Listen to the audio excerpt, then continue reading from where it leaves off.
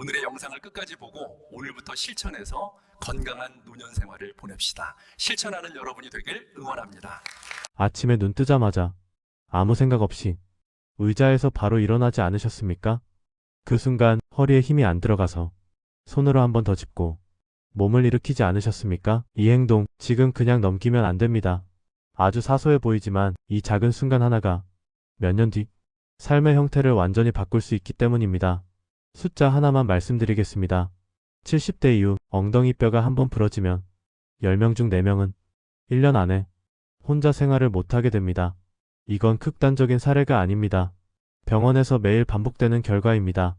더 무서운 사실은 이분들 대부분이 넘어지기 전까지 자신을 건강하다고 생각했다는 점입니다. 병원에 다닐 이유도 없었고 특별히 아픈 곳도 없었고 그저 나이 들면 이 정도는 당연하다고 여겼습니다. 뼈는 이상합니다. 아프다고 미리 말하지 않습니다. 경고도 없고 신호도 분명하지 않습니다. 조용히 아주 천천히 버티는 힘만 사라집니다. 그러다 어느 날 툭 하고 무너집니다. 그 전까지는 아무 일도 없는 것처럼 보입니다. 그래서 이런 행동들이 조금씩 늘어납니다. 집 안에서도 미끄러질까봐 걸음이 조심스러워집니다. 계단을 내려갈 때 자연스럽게 난간부터 찾게 됩니다. 예전에는 한 손으로 들던 물건을 요즘은 두 손으로 안고 옮깁니다. 이건 조심성이 아닐 수도 있습니다. 몸이 먼저 위험을 감지한 상태일 수 있습니다. 여기서 질문 하나 던지겠습니다. 최근 1년 사이 키가 조금이라도 줄었다고 느낀 적이 있었습니까? 바지 길이가 묘하게 길어진 느낌, 거울 속에서 자세가 전보다 굽어 보이는 느낌, 이런 변화가 있었다면 그냥 기분 탓은 아닐 수 있습니다. 대부분은 이렇게 생각합니다. 나이 들면 다 그렇다고. 그래서 병원도 안 가고 검사도 안 하고 그냥 넘어갑니다. 문제는 이 그냥이라는 선택이 몇 년 뒤 큰 차이를 만든다는 점입니다.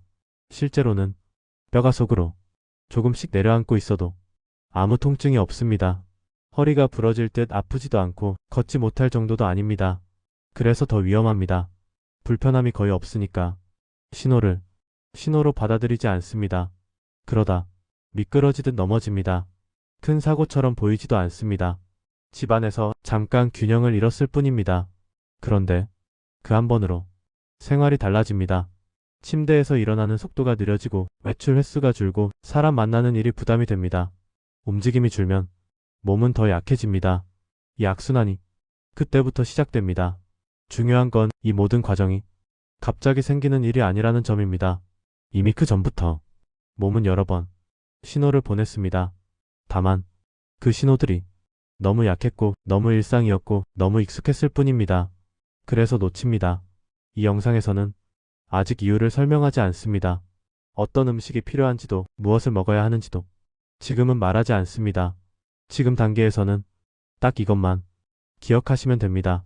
넘어지기 전에는 아무 일도 없는 것처럼 느껴진다는 점, 그리고 넘어지고 나면 되돌릴 수 있는 선택이 거의 없다는 점, 이 차이를 만드는 건 운이 아니라 신호를 알아차렸는지 여부입니다. 아직 겁줄 필요도 없고 지금 당장 뭘 바꿀 필요도 없습니다. 다만 지금 몸에서 느끼는 이 작은 변화들을 그냥 지나치면 안 됩니다. 그래서 이 신호를 절대 넘기면 안 됩니다.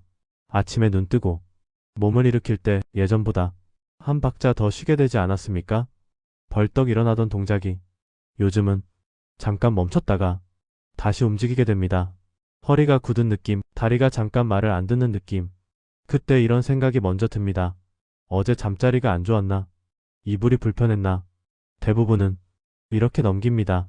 아침에만 그렇고 조금 움직이면 괜찮아지니까 별일 아니라고 생각합니다. 문제는 이 패턴이 하루 이틀이 아니라는 점입니다. 며칠 지나도 비슷하고 한 달이 지나도 비슷합니다. 몸이 보내는 신호는 이렇게 반복해서 옵니다. 아침에만 조금 불편하다가 낮에는 괜찮아지고 저녁에는 다시 힘이 빠집니다. 그래서 착각합니다. 아직 괜찮다고. 여기서 질문 하나 던지겠습니다. 아침에 일어나서 몸이 풀리기까지 예전보다 시간이 더 걸리지 않습니까? 예전엔 세수하고 옷 입으면 바로 움직였는데 요즘은 의자에 한 번 더 앉았다가 출발하게 됩니다. 이게 병처럼 느껴지지 않기 때문에 더 쉽게 넘깁니다. 실제로 이런 분이 있었습니다. 72세, 아침마다 계단 내려가기 전에 잠깐 숨을 고르던 분입니다. 예전엔 한 번에 내려가던 계단을 중간에서 한 번 멈추게 됐습니다. 숨이 찬 건 아니었고 아픈 것도 아니었습니다. 그래서 운동을 안 해서 그렇다고 생각했습니다. 그렇게 몇 달이 지나고 어느 날 집안에서 가볍게 미끄러졌습니다. 큰 사고처럼 보이지도 않았습니다. 그런데 그 이후부터 허리가 예전 같지 않았습니다. 이 이야기가 특별한 사례일까요? 아닙니다. 아주 흔한 흐름입니다. 2단계의 특징은 통증이 거의 없다는 점입니다. 아프지 않으니까 위험하다고 느끼지 않습니다. 그래서 몸이 보내는 신호를 컨디션 문제로 바꿔서 해석합니다. 이게 가장 흔한 착각입니다. 나이 들어서 그렇다. 요즘 덜 움직여서 그렇다. 이렇게 정리해버리면 몸은 더 이상 주의를 받지 못합니다. 중요한 포인트 하나만 짚겠습니다. 이건 병이 아닐 수도 있습니다. 대신 몸이 보내는 아주 초기 단계의 신호일 수 있습니다. 2단계에서 알아차린 사람과 그냥 넘긴 사람은 나중에 완전히 다른 길로 갑니다. 원인은 아주 단순합니다. 몸을 지탱하는 힘이 예전만 못해졌다는 점, 그리고 그 결과는 움직임이 조금씩 줄어든다는 겁니다. 움직임이 줄면 몸은 더 약해집니다. 이 연결고리가 조용히 시작됩니다. 그래서 이런 변화도 생깁니다. 저녁에 소파에서 일어날 때 허리를 바로 펴지 못합니다. 장 보러 갔다가 예전보다 자주 쉬게 됩니다. 집안에서도 무거운 걸 들기 전에 괜히 망설입니다. 이 모든 게 하루에 한 번씩은 아니어도 일주일에 몇 번씩 반복됩니다. 여기까지 왔다면 몸은 이미 한 번 신호를 보낸 겁니다. 다만 소리가 작았을 뿐입니다. 2단계에서 대부분이 이렇게 말합니다. 아직은 괜찮다고, 조금만 조심하면 된다고. 이 생각이 다음 단계를 부릅니다. 아직 아프지 않으니까, 아직 불편하지 않으니까, 아직 병원 갈 정도는 아니니까. 그러다 한 번의 순간에 상황이 달라집니다. 중요한 건 이 신호들이 갑자기 나타나는 게 아니라는 점입니다. 이미 생활 속에서 계속 반복되고 있었다는 점입니다. 이 영상은 진단을 내리기 위한 게 아닙니다. 지금 단계에서 몸이 보내는 신호를 놓치지 말자는 이야기입니다. 예전엔 비슷하게 넘어질 뻔해도 툭 털고 아무 일 없이 지나갔던 기억 한 번쯤은 있으실 겁니다. 그런데 요즘은 같은 상황에서도 몸이 먼저 겁을 먹습니다. 이 차이가 갑자기 생긴 것 같지만 사실은 오래전부터 조금씩 쌓여온 변화입니다. 나이가 들면 몸에서 가장 먼저 달라지는 건 겉으로 보이는 근육이 아닙니다. 속에서 버티는 힘이 조용히 줄어듭니다. 비유를 하나 들어보겠습니다. 새집 기둥은 조금 흔들려도 다시 제자리로 돌아옵니다. 하지만 오래된 집 기둥은 겉보기엔 멀쩡해도 속이 비어있으면 작은 충격에도 금이 갑니다. 몸도 비슷합니다. 겉으로는 걸어다니고 일상도 하고 아직 큰 불편은 없습니다. 하지만 속에서 지탱하던 힘이 줄어들면 균형을 잡는 여유가 사라집니다. 그래서 같은 동작인데도 몸이 먼저 조심하게 됩니다. 이때 많은 분들이 이렇게 생각합니다. 운동을 안 해서 그렇다고, 살이 빠져서 그렇다고. 물론 그것도 영향이 없지는 않습니다. 하지만 놓치기 쉬운 사실 하나가 있습니다. 먹는 건 예전과 비슷한데 몸이 쓰는 방식은 달라졌다는 점입니다. 젊을 때는 조금 부족해도 몸이 알아서 채워서 썼습니다.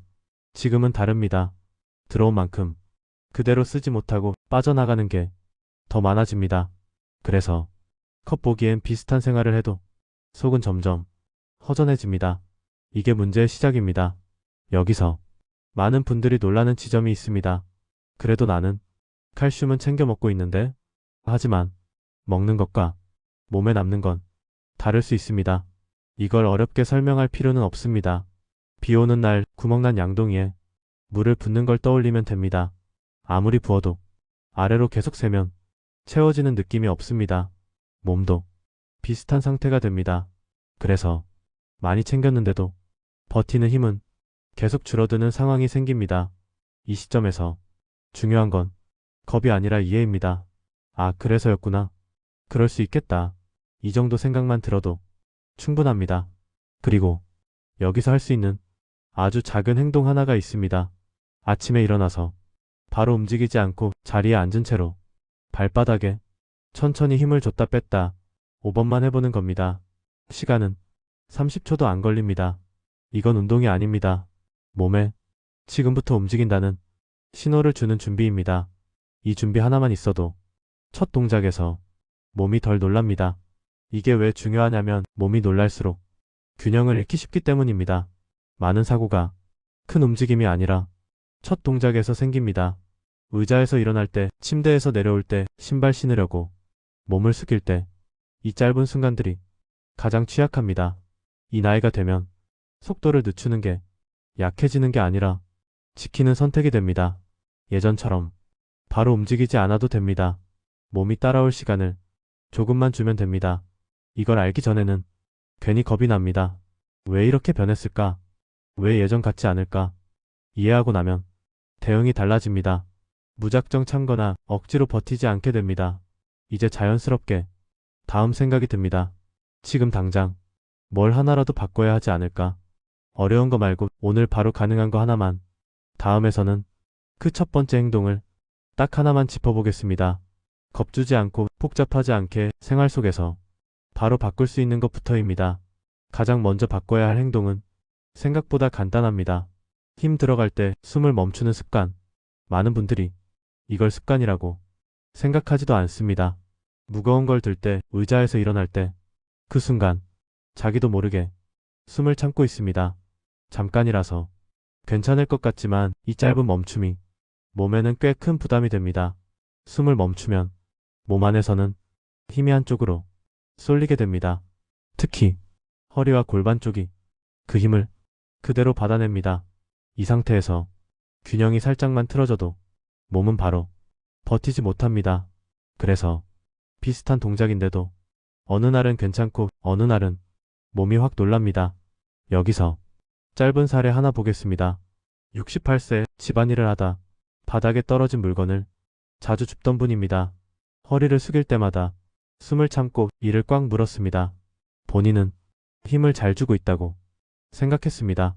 어느 날 같은 동작에서 허리가 순간적으로 굳어버렸습니다. 큰 소리가 난 것도 아니고 넘어진 것도 아니었습니다. 그날 이후 물건 하나 줍는 게 괜히 겁이 났습니다. 이게 바로 숨을 멈추는 습관이 쌓여서 드러나는 방식입니다. 여기서 질문 하나 던지겠습니다. 힘쓸 때 숨부터 멈추는 편입니까? 대부분은 그렇다고 고개를 끄덕입니다. 이제 바꾸는 방법을 말하겠습니다. 어렵지 않습니다. 하지 말 것 하나. 힘 들어갈 때 숨을 참지 않습니다. 대신할 것 하나. 힘이 들어가는 순간 입으로 천천히 내쉽니다. 이게 전부입니다. 이 작은 차이가 몸의 부담을 완전히 바꿉니다. 숨을 내쉬면 몸이 힘을 분산시킬 여유를 가집니다. 허리와 골반에 한꺼번에 쏠리던 힘이 나눠집니다. 그래서 같은 동작을 해도 몸이 덜 놀랍니다. 이걸 하루 종일 의식하라는 말이 아닙니다. 딱 3가지만 기억하면 됩니다. 의자에서 일어날 때, 물건 들 때, 몸을 숙일 때, 이 3순간에만 숨을 내쉬는 쪽을 선택하면 됩니다.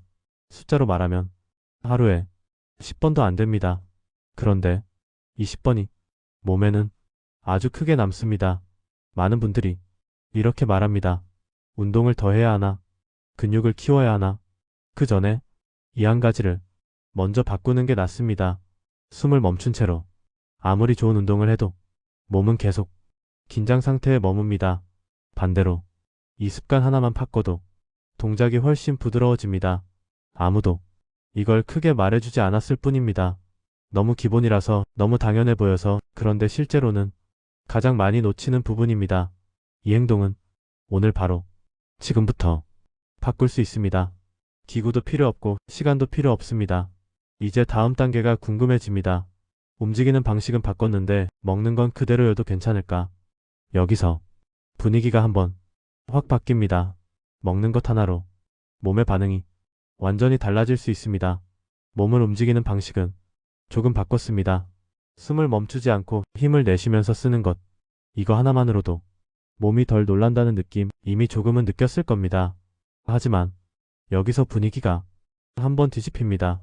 문제는 뭘 먹느냐보다 언제 어떤 상태로 먹느냐입니다. 먼저 하나만 줄여야 할 게 있습니다. 아침에 차가운 음료를 바로 마시는 습관입니다.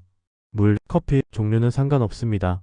아침에 몸이 아직 덜 깬 상태에서 차가운 게 먼저 들어가면 몸은 순간적으로 움츠러듭니다. 속이 아니라 몸 전체가 한번 긴장합니다. 이 긴장이 어디로 가느냐? 이미 약해진 쪽으로 쏠립니다. 허리, 무릎. 그래서 아침에 몸이 더 뻣뻣하고 움직이기까지 시간이 더 걸립니다. 이걸 나이 탓으로 넘기는 경우가 많습니다. 짧은 사례 하나 보겠습니다. 70세 아침마다 찬물 한 컵을 꼭 마시던 분입니다. 속이 답답한 건 아니었지만 아침에 일어나면 허리가 유난히 굳어있는 느낌이 있었습니다. 그래서 아침 움직임이 늘 늦었습니다. 이분이 바꾼 건 딱 하나였습니다. 아침에 차가운 물 대신 따뜻한 국물 3숟갈, 밥 먹기 전 국만 먼저 조금 마셨습니다. 그랬더니 아침에 몸이 풀리는 시간이 눈에 띄게 줄었습니다. 이게 대단한 음식이라서가 아닙니다. 집에 늘 있는 재료였고 새로 산 것도 없었습니다. 여기서 미니 반전 하나 짚겠습니다. 많이 드시는 칼슘 많은 음식보다 이 한 컵의 온기가 몸에는 더 크게 작용할 수 있습니다. 이유는 간단합니다. 몸이 받아들일 준비가 안 된 상태에서 아무리 좋은 걸 넣어도 제대로 쓰지 못합니다. 그래서 도움이 되는 음식은 의외로 단순합니다. 따뜻한 국물, 미역국, 된장국 종류는 중요하지 않습니다. 기름기 많지 않고 짠맛 강하지 않은 것. 이 정도면 충분합니다. 타이밍이 중요합니다. 아침에 완전히 움직이기 전에, 저녁에 하루 움직임을 마치고 몸이 식기 전에 딱 이 2시간대 중 하나만 선택하면 됩니다. 양도 많을 필요 없습니다. 3숟갈이면 충분합니다. 쿡 한 그릇을 다 먹으라는 말이 아닙니다. 몸에 지금부터 쓰기 시작해도 된다는 신호를 주는 정도면 됩니다. 이렇게 하면 속이 먼저 풀리고 몸의 긴장이 한 단계 내려옵니다. 그 상태에서 다음 움직임이 훨씬 부드러워집니다. 여기서 많은 분들이 이렇게 묻습니다. 그럼 차가운 음료는 완전히 끊어야 하느냐? 그럴 필요 없습니다. 아침만 피하면 됩니다. 점심 이후 몸이 충분히 깬 다음에는 괜찮습니다. 선택지는 하나면 됩니다. 아침에는 차가운 음료 줄이기 대신 따뜻한 국물 3숟갈, 이 2가지만 기억하면 됩니다. 이렇게 단순한데도 몸 반응은 꽤 빠르게 달라집니다. 아침에 몸이 덜 굳고 첫 움직임이 덜 무겁습니다. 이 변화가 쌓이기 시작하면 움직임 자체가 조금씩 달라집니다. 이제 머릿속이 정리되기 시작합니다. 움직이는 방식 하나, 먹는 방식 하나, 생각보다 복잡하지 않다는 느낌. 그럼 이걸 하루 안에서 어떻게 묶으면 좋을지 자연스럽게 궁금해집니다. 다음에서는 아침부터 저녁까지 딱 기억해야 할 순서와 횟수만 정리해 보겠습니다. 복잡한 계획 말고 하루 기준으로 정리가 끝나는 방식입니다. 이제 필요한 건 정보가 아니라 정리입니다. 하루를 기준으로 기억해야 할 순서만 딱 묶는 겁니다. 아침과 저녁 2번이면 충분합니다. 먼저 아침입니다. 눈을 뜨고 바로 움직이지 않습니다. 침대나 의자에 앉은 상태에서 발바닥에 힘을 줬다 뺐다 5번만 합니다. 시간으로 치면 30초도 안 됩니다. 그 다음 일어나면서 숨을 멈추지 않습니다. 몸에 힘이 들어가는 순간 입으로 천천히 내쉽니다. 후, 이 한 번이면 됩니다. 이 2가지가 아침 준비의 전부입니다. 운동도 아니고 스트레칭도 아닙니다. 몸에 지금부터 써도 된다는 신호를 주는 단계입니다. 이 상태에서 아침 식사를 합니다.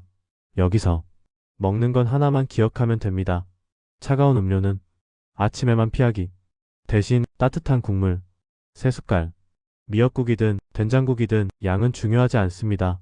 속이 풀리는 느낌만 있으면 충분합니다. 이게 아침 루틴의 끝입니다. 다시 정리하면 아침은 30초 준비 숨 내쉬기 국물 3숟갈. 이게 전부입니다. 점심은 굳이 신경 쓰지 않아도 됩니다. 괜히 완벽하게 하려다 지치면 오래 못 갑니다. 하루 중 이미 반은 잘한 겁니다. 이제 저녁입니다.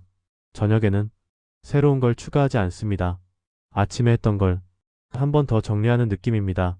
하루 움직임을 마친 상태에서 의자에 앉아 허리를 세우고 숨을 천천히 내쉽니다. 3번. 이것만으로도 몸의 긴장이 눈에 띄게 내려옵니다. 그 다음 저녁 식사 중이나 후에 따뜻한 국물 3숟갈. 아침과 같은 방식입니다. 이걸로 하루가 끝납니다. 이 루틴의 좋은 점은 망가진 날에도 쓸 수 있다는 겁니다. 몸이 피곤한 날, 외출을 많이 한 날, 아무것도 하기 싫은 날, 그럴수록 이 루틴이 더 잘 맞습니다. 왜냐하면 힘을 더 쓰는 게 아니라 힘을 덜 쓰게 만드는 방식이기 때문입니다.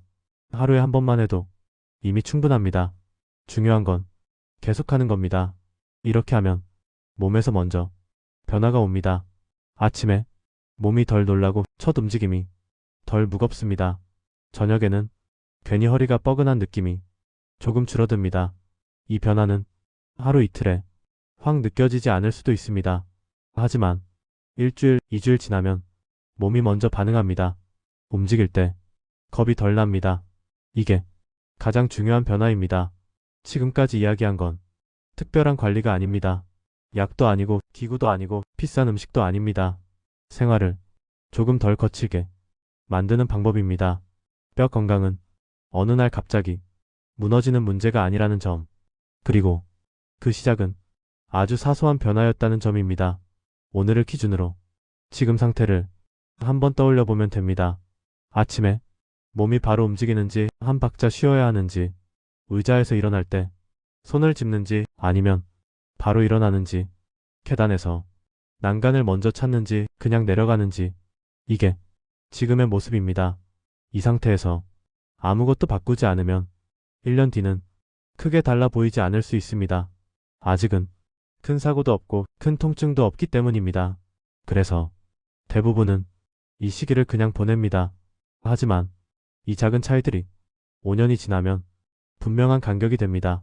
한쪽은 여전히 자기 생활을 유지하고 다른 한쪽은 움직임을 줄이고 외출을 미루고 몸을 먼저 걱정하게 됩니다. 이 차이를 만드는 건 운도 아니고 대단한 관리도 아닙니다. 이미들은 아주 기본적인 선택들입니다. 아침에 바로 벌떡 일어나지 않기, 힘 들어갈 때 숨을 멈추지 않기, 아침에 차가운 음료를 피하고 따뜻한 국물 3숟갈 선택하기. 이걸 매일 완벽하게 하라는 말이 아닙니다. 기억나는 날에만 해도 됩니다. 중요한 건 몸을 대하는 태도가 조금 바뀌는 겁니다. 예전처럼 무조건 버티는 쪽이 아니라 미리 살피는 쪽으로. 이 영상은 진단을 내리기 위한 게 아닙니다. 지금 몸이 보내는 신호를 놓치지 말자는 이야기입니다. 혹시라도 불안한 느낌이 계속된다면 그때는 검사로 확인하는 게 맞습니다. 괜히 참고 버티는 게 좋은 선택은 아닙니다. 여기까지가 오늘의 핵심입니다. 정리하면 3가지만 기억하면 됩니다. 첫째, 뼈는 아플 때 알려주지 않습니다. 둘째, 작은 습관이 몇 년 뒤 결과를 만듭니다. 셋째, 지금 선택이 앞으로 5년을 좌우합니다. 이 내용은 한번 듣고 끝낼 이야기가 아닙니다. 몸이 불안한 날, 움직임이 조심스러워진 날 다시 들으면 기억이 바로 돌아옵니다. 그래서 오늘 내용은 저장해 두는 게 좋습니다. 필요한 날에 다시 꺼내 들을 수 있게 부모님이나 가족에게 공유해도 좋습니다. 걱정시키기 위한 이야기가 아니라 미래 지키기 위한 이야기이기 때문입니다. 이건 오늘만의 이야기가 아닙니다. 앞으로 5년을 버티는 이야기입니다.